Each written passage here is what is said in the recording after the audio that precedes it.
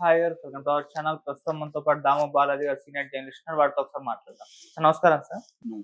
Sir ఒక ప్రత్యేకమైన కేసులో సుప్రీం కోర్ట్ ఇచ్చిన తీర్పు ఇక్కడ జానీ మాస్టర్‌కు అప్లై అయిపోతుంది. సో, జానీ మాస్టర్‌కి ఊరట లభించింది సుప్రీం కోర్ట్‌లో అని అంటున్నారు సార్. మరి నిజంగా అసలు ఆ ప్రత్యేకమైన కేసు ఏంటి? దాంట్లో సుప్రీం కోర్ట్ ఎటువంటి తీర్పు ఇచ్చింది? అది నిజంగా జానీ మాస్టర్‌కి అప్లై అవుతుందా లేదా సార్? మీరేం చెప్తారు? జానీ మాస్టర్ కేసు ఏంటి? జానీ మాస్టర్ కేసు ఏంటంటే అతని దగ్గర పనిచేసిన అసిస్టెంట్ కొరియోగ్రాఫర్ ఇతను నన్ను రేప్ చేశాడు, లైంగికంగా వేధిస్తున్నాడు, ఏళ్ల తరబడి వేధిస్తున్నాడు, 2019 నుంచి నన్ను వేధిస్తున్నాడని కేసు పెట్టింది.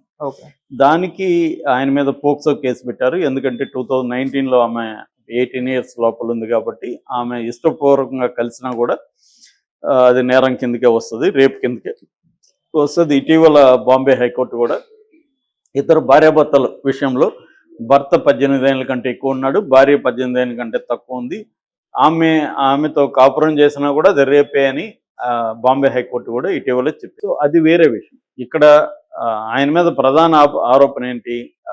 తనని రేప్ చేశాడని ఆమె చెప్పింది. ఈయన కానీ వీళ్ళ వాళ్ళంతా చెప్పేది ఏంటి? వీళ్ళిద్దరు కలిసే ఉన్నారు, ఆమెకి ఇష్టపూర్వకంగానే తను సంబంధం పెట్టుకున్నాడు, మొన్నటి వరకు కూడా 1 మంత్ ముందు ఊళ్ళో ఆమె తను పొగిడింది, అంతకుముందు ఇద్దరు కలిసి హీరో హీరోయిన్లుగా చేశారు కాబట్టి ఆమె కలిసి ఉండింది, ఇప్పుడు ఏదో గొడవలు వచ్చింది, రేపు కేసు పెట్టింది అనేది అందరూ చెప్పారు. ఇలాంటివి మనం ఈ మధ్యకాలంలో చూస్తున్నాం. రాజ్ తరుణ్ విషయం కావచ్చు, ఎవరు హర్ష సాయి కావచ్చు, ఇలాంటి వాళ్ళ విషయంలో కొంతకాలం వాళ్ళు కలిసి ఉంటున్నారు, ఇద్దరు మనస్పూర్వకంగా ఇష్టపూర్వకంగా కలిసి ఉంటారు. సడన్గా వాళ్ళిద్దరి మధ్య ఏదో ప్రాబ్లమ్స్ వచ్చినప్పుడు ఈమెల్లి అతని మీద రేప్ కేసు పెట్టేస్తుంది. ఇది జరుగుతున్నాయి.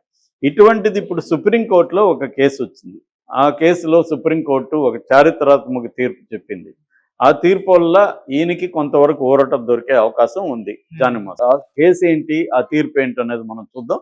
ఆ కేసు ఏంటంటే ముంబైలో మహేష్ దాము కరే అనే ఒక అబ్బాయి, వనితా జాదవ్ అనే ఒక విడో, వీళ్ళిద్దరి మధ్య అఫైర్ స్టార్ట్ అయింది ఇప్పుడు 2008లో. వీళ్ళిద్దరూ 2017 వరకు కలిసి కాపురం చేశారు. అయితే అప్పుడు ఏం జరిగిందో తెలియదు కానీ ఈ మిల్లి ముంబైలో కర్గార్ పోలీస్ స్టేషన్లో ఇతని మీద కేసు పెట్టింది. నన్ను ఇతను రేప్ చేస్తున్నాడు ఏళ్ల తరబడి అని.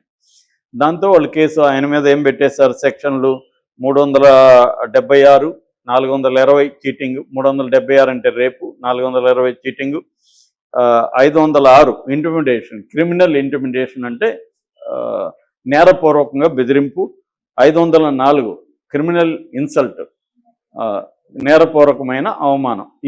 ఈ సెక్షన్ల కింద అతను కేసు పెట్టి జైల్లో పెట్టారు.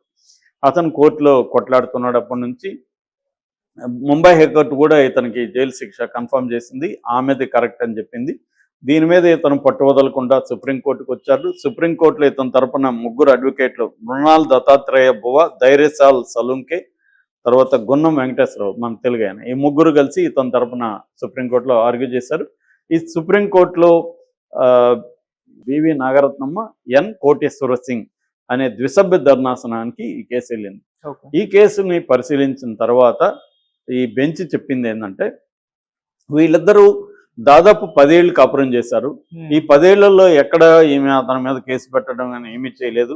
10 ఏళ్ళు కాపురం చేసి ఇప్పుడు వచ్చి అతను నన్ను పెళ్లి చేసుకుంటాడని ఒక తప్పుడు హామీ ఇచ్చి నాతో అఫైర్ పెట్టుకున్నాడు, అతను పెళ్లి చేసుకోలేదు, నన్ను టార్చర్ చేస్తున్నాడు, నన్ను రేప్ చేశాడు అని ఇప్పుడు కేసు పెడితే అది కరెక్ట్ కాదు.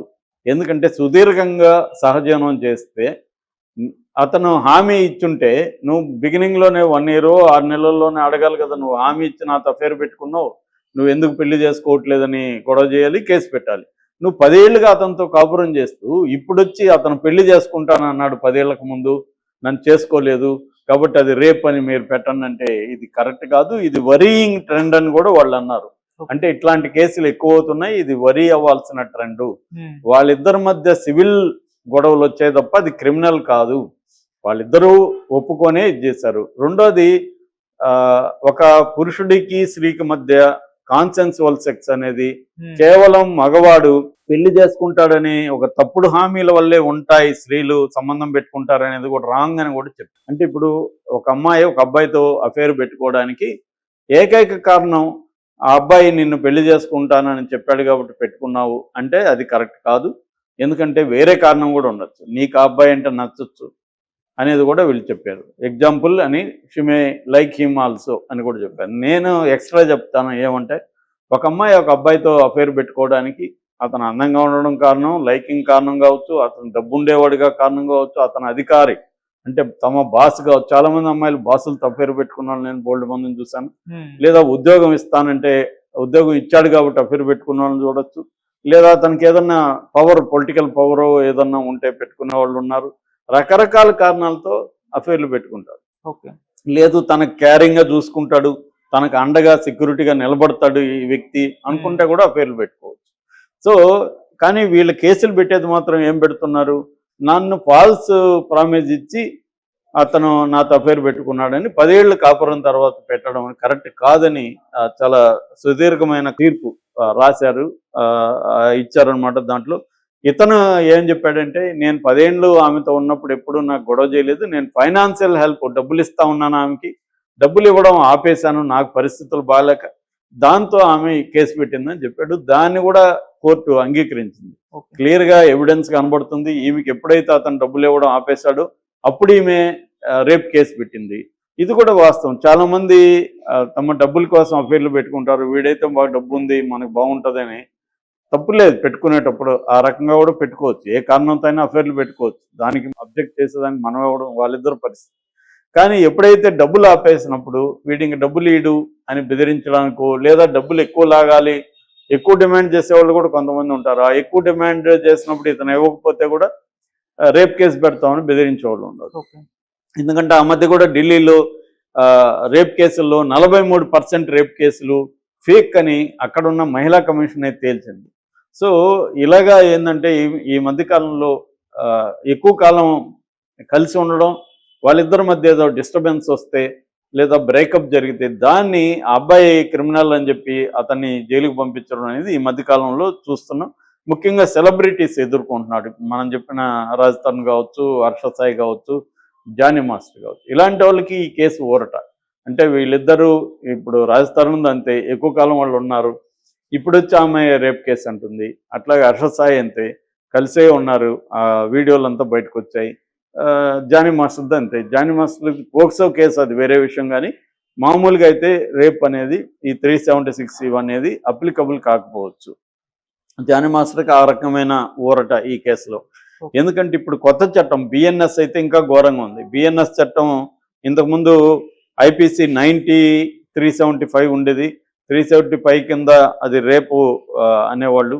ఇవాళ బిఎన్ఎస్ చట్టం ఏం చెప్తుందంటే, ఫాల్స్ ప్రామిస్, అది ఉద్యోగం ఇస్తానని కావచ్చు, పెళ్లి చేసుకుంటానని కావచ్చు, ఇంకేదన్నా కావచ్చు, ఎనీ ఫాల్స్ ప్రామిస్ ఇచ్చి ఒక అబ్బాయి ఒక అమ్మాయితో అఫేర్ పెట్టుకొని కొంతకాలం నివసించితే ఆ తర్వాత అమ్మాయి కేసు పెడితే ఈ అబ్బాయికి 10 ఏళ్ళు జైలు శిక్ష. నేను ఆల్రెడీ దీని మీద ఒక వీడియో కూడా చేశాను. బిఎన్ఎస్ 69 అతి దారుణమైన చట్టం.